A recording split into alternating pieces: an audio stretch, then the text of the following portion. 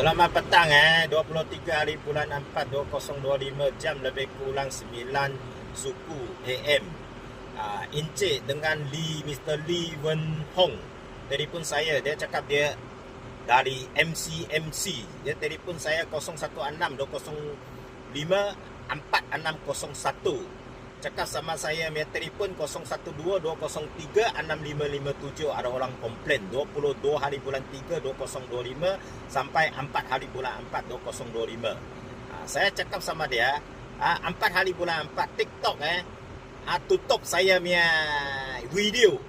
Saya punya video hengau di TikTok. Banyak orang tengok, berapa 70,000 80,000 SPRM dia. Saya pergi buat laporan dia. Itu video semua aku sudah kekal. Apa saya cakap dia, saya bertanggungjawab. Saya tulis dia pun saya bertanggungjawab. Dia cakap orang komplain. Saya cakap sama MCMC, senang dia. Siapa komplain sama you, saya bantahan. Panggil dia duduk pergi mahkamah. Ada fitnah, ada kes jenayah, atau MCMC boleh buat satu laporan semua bawa pergi mahkamah. Itu saya setuju. Saya main 012 203 6557. Memang tak boleh kasih stop saya punya telefon. Itu tidak keadilan kepada sama saya. Lagi satu, OCBC Bank curi saya punya tanah sudah 25 tahun dekat 200 juta lebih laporan polis sudah buat SPRN video pun ada, pun tak dapat tindakan. Halabi orang semua tengok boleh buat tindakan.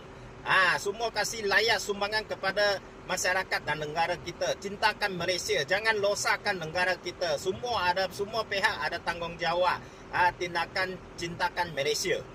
Itu yang paling betul. DG lagi 8 hari bulan 10 2024 saya mehab belum settle lagi potong saya punya telefon.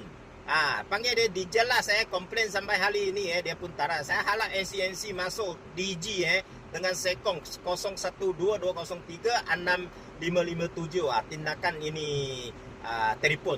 Saya halap MCMC buat keadilan kepada sama saya. Jaga semua pihak, tindakan segala sumbangan kepada masyarakat dan negara kita. Tindakan Malaysia.